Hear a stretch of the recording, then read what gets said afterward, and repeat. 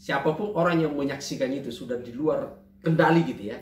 Saya Samsudin Alimsyah, mari kita bicarakan demokrasi.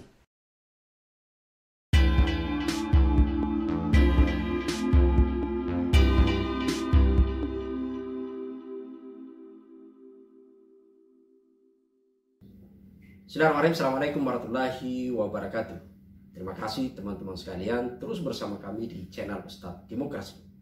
Ini adalah channel kita semua, sebuah channel yang selalu berusaha menyajikan isu-isu yang aktual, tentu dalam perspektif yang berbeda. Teman-teman sekalian, sepertinya sekarang ini kita sedang berada dalam situasi di mana negeri kita sedang menikmati kegaduhan. Walau gitu ya. Saking nikmatnya kegaduhan itu, seolah memang sengaja diternak biar kemudian bisa bertahan sepanjang waktu. Mohon maaf untuk para elit kita yang sedang berada di singgah sana kekuasaan sana, gitu ya. Saya terus terang langsung menyentil kepada para elit kita sekarang ini, karena dalam berbagai analisis kami bahwa tidak ada satu peristiwa kegaduhan pun itu motifnya yang lepas dari datanya justru dari para elit kita sendiri,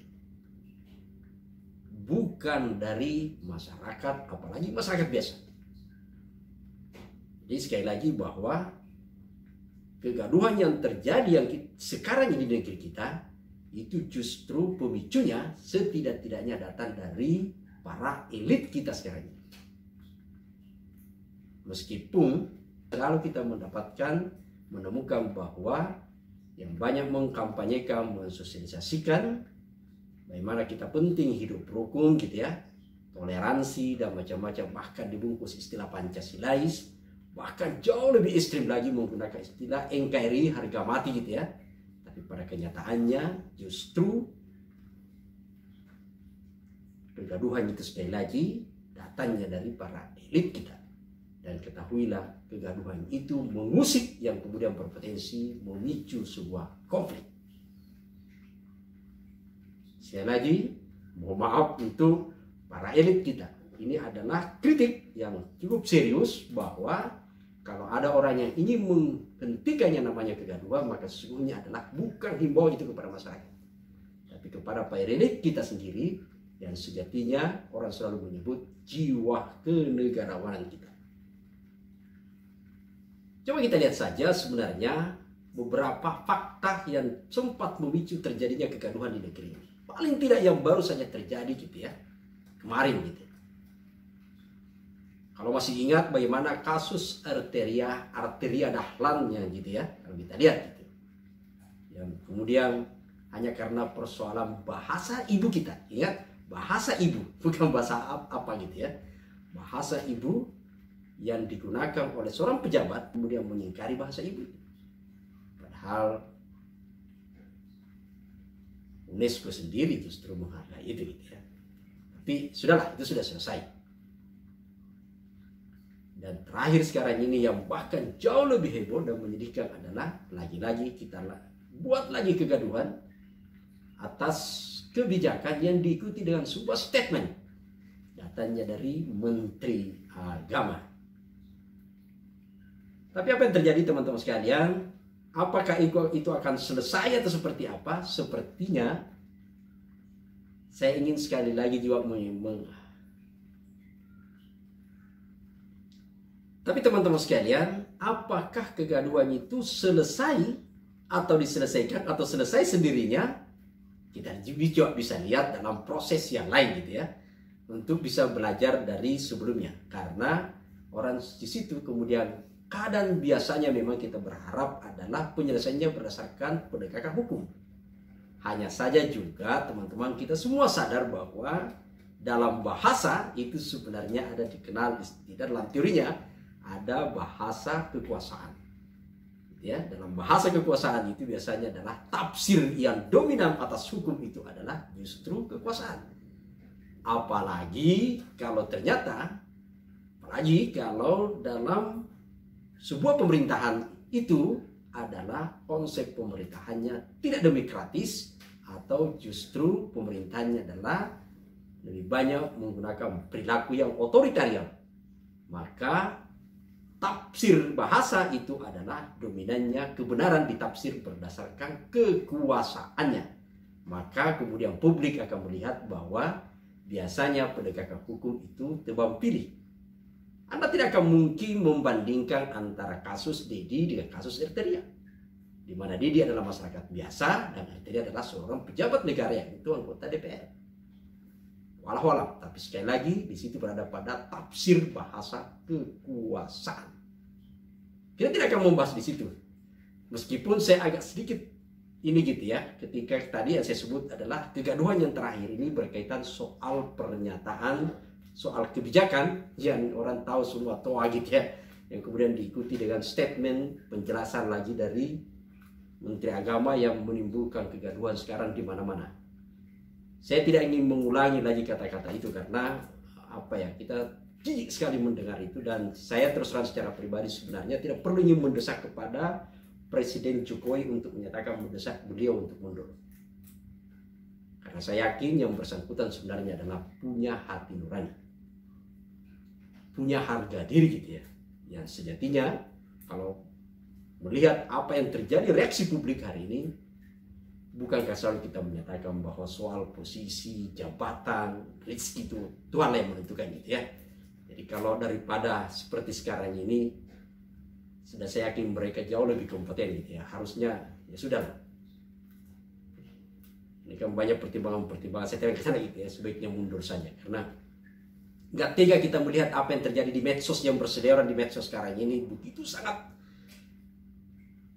Siapapun orang yang menyaksikan itu sudah di luar kendali gitu ya, di luar kendali, dan saya kira tidak perlulah untuk mendesak kepada presiden. Yang bersangkutan saja secara elegan bagaimana melihat posisi itu, apakah gitu ya, apakah yang bersangkutan akan melihat bahwa ini sebuah otokritik publik, atau dalam posisi melihat bahwa sepertinya saya tidak diterima publik, atau dalam posisi lain menyatakan ya sudah, saya punya harga diri dan saya akan menyatakan mundur.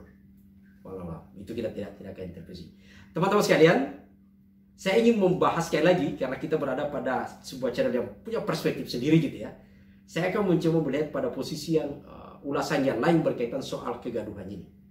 Saya ingin melihat pada posisi yang orang biasa mengatakan bahwa ini ada sering digunakan istilah pengalihan isu. Dalam setiap peristiwa kemudian ditutup oleh peristiwa yang baru, meskipun itu tidak selesai. Ada orang menyatakan, inilah misalnya kalau biasa teman-teman sekalian mendengar, ini adalah hanya pengalihan isu saja. Apa sih sebenarnya pengalihan isu itu?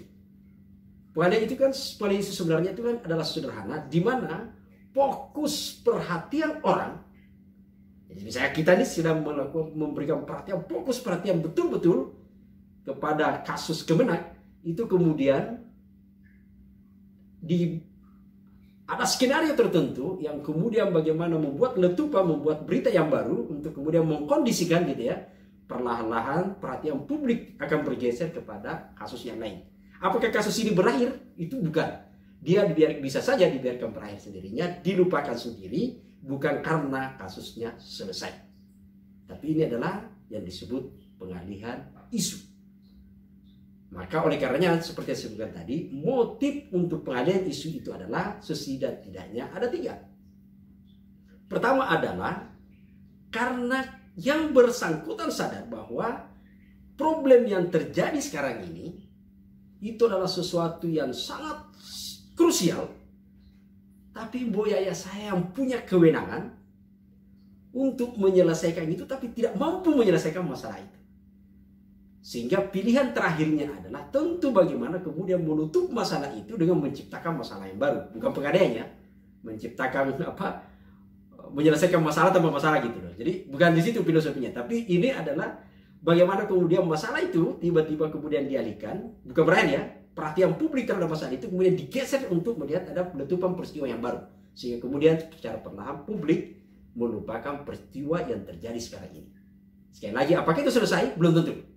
Hanya saja karena ada peristiwa baru yang kemudian menarik perhatian untuk kemudian akhirnya perlahan ini dilupakan. Dan itu adalah salah satu yang banyak dipilih orang untuk menggeser perhatian tapi bukan menyelesaikan masalah. Yang kedua adalah karena memang ada sesuatu yang disembunyikan dalam peristiwa itu. Supaya kemudian biar orang tidak fokus ke sana, maka kemudian diciptakan peristiwa baru. Ingat bagaimana ketika peristiwa di kilometer 50. Atau pada posisi yang lain ada juga sebenarnya adalah karena ada motif karena ada motif tertentu, ada agenda tersembunyi yang ingin diselipkan, maka kita harus membuat sebuah situasi perhatian publik ke titik A yang sesungguhnya adalah titik B yang ingin diagendakan tersendiri, bagaimana kemudian kekuasaan bisa kita pelihara. Mohon maaf, itu juga bisa saja terjadi. Apakah ini realitas terjadi? Secara linear bisa kita lihat sebenarnya apa yang kita lihat sekarang ini. Coba kita lihat misalnya apa yang terjadi belakangan ini sebenarnya yang terjadi di negara kita.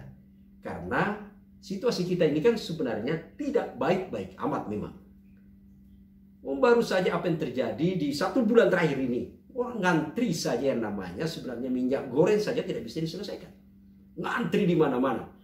Ini sama kan seperti di tahun 60-an. Kalau dulu minyak tanah tahun 60-an itu kan katanya gitu ya. Di dalam sejarahnya bahwa itu orang ngantri sampai beratus batang berkilo-kilometer itu kemudian untuk minyak tanah. Sekarang ini adalah minyak goreng gitu ya. Sampai ada kemudian anekdot menyatakan dari SD bahkan dari TK, dari PAUD orang diajar baris berbaris. Ternyata tujuannya adalah bagaimana kita tertib baris berbaris untuk menunggu antrian minyak goreng. Walah-walah. Itu anekdot gitu ya. Ini yang terjadi. Apakah itu sudah selesai? Belum. Tapi kemudian muncul satu peristiwa untuk kemudian menarik perhatian publik. Sampai kemudian terlupakanlah peristiwa itu. Atau agenda-agenda yang lain misalnya. Apakah utang negara kita sekarang sudah selesai? Belum. Covid kita selesai? Belum gitu ya. Padahal putusan MK menyatakan bahwa tahun ini sebenarnya keuangan kita sudah harus kembali pada kondisi di mana pelebaran defisit yang selama diberikan kelonggaran berdasarkan Undang-Undang Darurat nomor 2, Perpu nomor 1 ke Undang-Undang nomor 2 gitu ya, tahun 2020, itu kemudian sekarang ini sudah harus kembali menjadi 2022, kembali menjadi 3,5% berdasarkan Undang-Undang Keuangan. Jadi harus dilihat di situ posisinya. Apakah itu sudah kembali? Belum gitu. Jadi ada banyak masalah. Persoalan yang lain juga kalau teman-teman ini lihat, sebelum meledak soal TOA dan macam-macam, kan ada juga berita yang berkaitan soal kenaikan ongkos haji. Ya, sempat kemudian menjadi perdebatan sampai sekarang. Jadi selain jaminan hari tua yang dikenakan gitu ya, ini ada juga sebenarnya di Kementerian Tenaga Kerja gitu ya. Ada soal haji sebenarnya yang di Kemenak gitu loh, yang terjadi lonjakan yang begitu sangat fantastis, naik kemudian menjadi hampir 40 juta lebih gitu ya. Ini belum ada kepastian sampai sekarang seperti apa untuk pengelolaan dana haji kita. Tapi apa yang terjadi kemudian perhatian publik digeser masuk kepada persoalan untuk pengeras suara di masjid. Apakah itu bagian dari pengalihan isu karena tidak mampu menyelesaikan masalah atau dari walau-walau. Tapi realitasnya perhatian publik bergeser dari soal haji kemudian bergeser ke soal TOA. Dan TOA kemudian lari kepada soal yang dipersandingkan tadi sejenis binatang itu. Walau-walau gitu ya. Ini adalah sebuah realitas yang terjadi. Yang paling lain adalah karena di situasi di mana ketika klimaks untuk kemudian perhatian publik bergerak untuk mempersoalkan soal panggilan asal yang dipersoalkan oleh apa yang diatur oleh Kemenak itu gitu ya. Yang lebih ironi karena kemudian ada agenda tersebut, para politisi kita justru mengusulkan agenda, mungkin tidak sabaran gitu ya. Mungkin dia lihat karena publik lagi perhatian ke sana, tiba-tiba kemudian masuklah isu untuk kemudian penundaan Pilpres. Apakah ini agenda sebenarnya yang disetting dari awal untuk digol, untuk kemudian penundaan Pilpres dan menambah masa jabatan presiden, atau karena memang ingin membonceng dari isu situasi yang kegaduhan tadi? Walau-walau. Yang jelas ada 3 partai politik yang sudah merekomendasi, yaitu adalah Partai Amanat Nasional, Golkar, dan pimpinannya setidaknya gitu ya, PKB. Soal untuk permintaan penundaan Pilpres ini kita akan bahas pada edisi tersendiri gitu ya. Tapi saya ingin menyatakan bahwa ada apa sebenarnya yang terjadi pada posisi Ninja ketika publik klimaks untuk mengkritisi persoalan, fokus untuk perhatiannya berada pada posisi untuk mempersoalkan bagaimana Kemenak, itu kemudian ada agenda yang tersebut untuk masuk walau-walau. Apakah sengaja didesain ini untuk kemudian goal atau memanfaatkan momentum. Gitu. Ini yang ingin saya jelasin sebenarnya adalah bahwa kita hanya selalu berada pada kegaduhan-kegaduhan yang tidak pernah serius untuk menyelesaikan masalah. Saya menyatakan bahwa tidak ada keseriusan untuk menyelesaikan masalah karena memang realitasnya bahwa institusi negara kita tidak pernah serius untuk kemudian membahas persoalan itu. Mari kita lihat sebenarnya yang paling sederhana untuk kemudian berdasarkan pada kewenangannya masing-masing.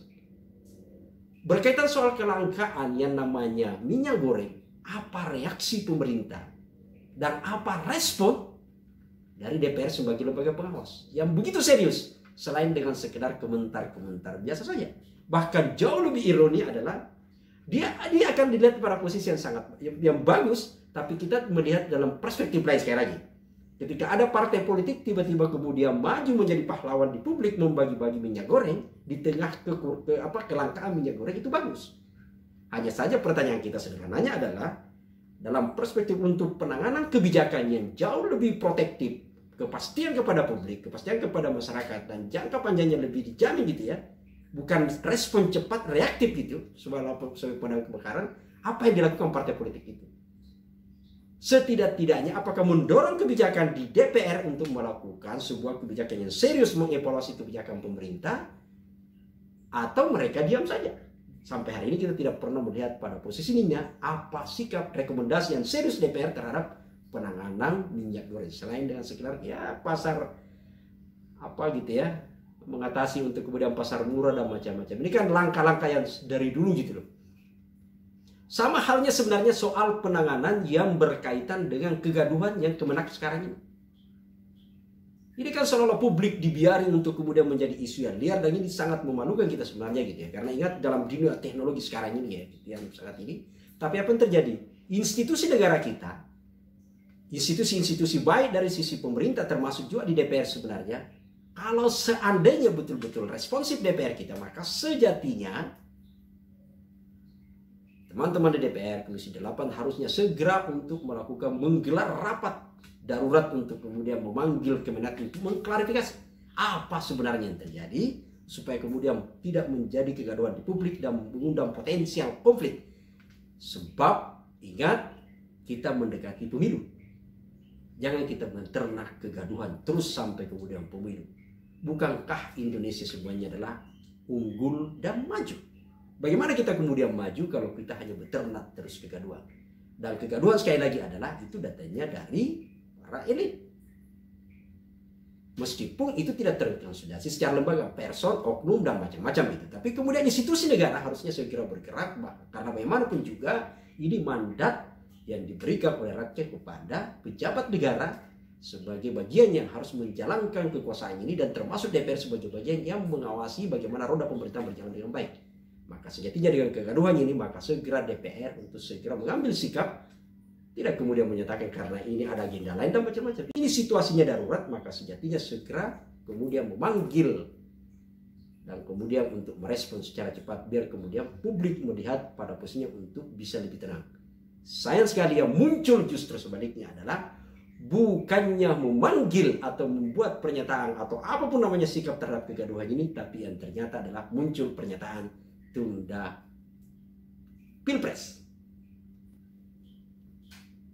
Sekali lagi nanti kita akan bahas di sisi tersendiri soal Pilpres ini gitu ya. Ini yang sekali lagi teman-teman sekalian, saya kira membuat kita agak ini memang dalam situasi sekarang ini, sehingga publik sepertinya memang harus berupaya keras juga untuk kemudian mencerdaskan diri kita masing-masing gitu ya, diri kita semua saling mengingatkan dan tidak terlalu banyak terprovokasi dengan apa yang dilakukan oleh para elit. Saya menyebut elit ya, bukan para pejabatnya gitu ya, elit, karena kita harus juga banyak membaca agenda apa di belakang gerakan mereka. Jangan-jangan karena satu itu tadi, karena ada masalah yang dilakukan dan mereka tidak mampu menyelesaikan masalah itu, atau karena ada masalah yang disembunyikan, atau karena memang ada agenda tertentu yang ingin diselipkan supaya kemudian bisa berkaitan dengan kekuasaannya. Oleh karenanya bukan berarti kita anti kepada para elit, tapi kita ternyata harus juga bagian yang mengadvokasi para elit itu untuk betul-betul bagaimana mereka sadar kembali menanamkan jiwa kenegarawanan.